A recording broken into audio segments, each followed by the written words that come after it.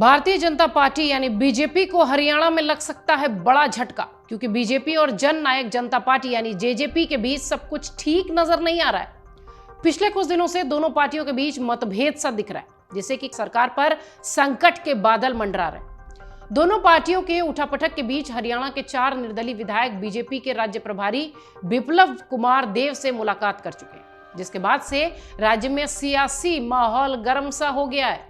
निर्दलीय विधायकों के मुलाकात के बाद बीजेपी हरियाणा में सरकार को बचाने की कवायद जुट चुकी है। इसके साथ ही बीजेपी अब जेजेपी के विकल्प की तैयारी में भी जुटी है। अब देखना यह है कि बीजेपी राज्य की सरकार को बचाने में सफल हो पाती है या नहीं। बीजेपी के प्रदेश प्रभारी बिप्लब कुमार देव से जिस 4 निर्दलीय विधायकों की मीटिंग हुई है, मुलाकात हुई है, उसमें धर्मपाल गोदर, राकेश दौलताबाद, रणधीर सिंह और सोमवीर सांगवान का नाम शामिल है। विधायकों से मीटिंग के बाद बिप्लब कुमार देव ने एक बयान जारी किया और कहा कि निर्दलीय विधायकों ने बैठक में प्रधानमंत्री नरेंद्र मोदी के नेतृत्व में विश्वास जताया है और उन्होंने आगे कहा कि उनकी पार्टी डबल इंजन सरकार की नीति के साथ ही आगे बढ़ेगी और राज्य की प्रगति पर काम करेगी। इसका कोई असर नहीं होगा और कामकाज में कोई कसर नहीं छोड़ी जाएगी। हाल ही में हरियाणा में डिप्टी सीएम दुष्यंत चौटाला ने बीजेपी को लेकर एक बड़ा बयान दिया था, अगर आपको याद होगा तो। चौटाला के बयान के बाद बीजेपी की तरफ से हरियाणा के प्रभारी बिप्लब देव ने पलटवार भी किया था। दोनों पार्टियों में टकराव की वजह दरअसल हाल ही में बिप्लब कुमार देव ने राज्य की उचाना सीट को लेकर बड़ी बात कही थी, जिसके बाद से शुरू हुआ। उन्होंने इस सीट से बीजेपी की प्रेमलता को अगला विधायक बता दिया, जबकि इस वक्त इस सीट से डिप्टी सीएम दुष्यंत चौटाला विधायक हैं।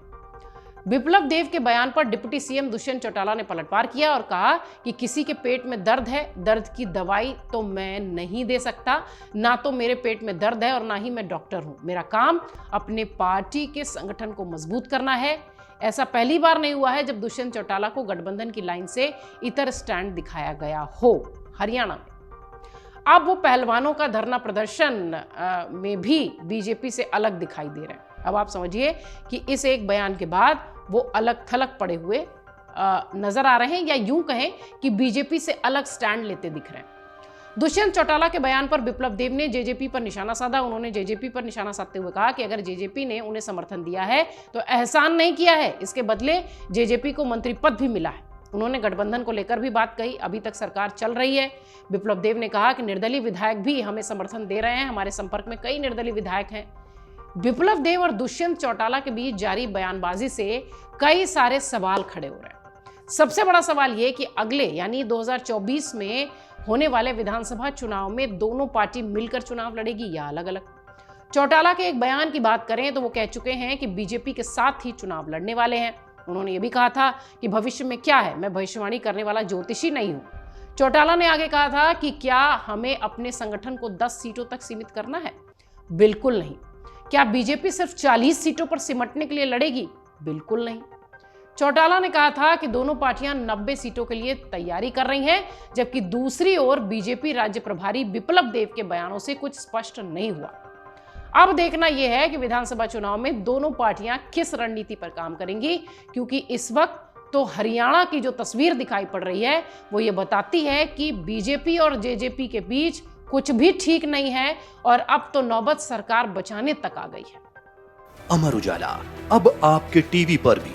अपने स्मार्ट टीवी पर YouTube पर सर्च करें अमर उजाला, चैनल सब्सक्राइब करें और देखें ताजा खबरें, वो भी HD क्वालिटी में। और हाँ, बेल आइकन दबाना ना भूलें ताकि हर खबर हो आपके घर। अमर उजाला, निष्पक्ष, निर्भीक, निरंतर।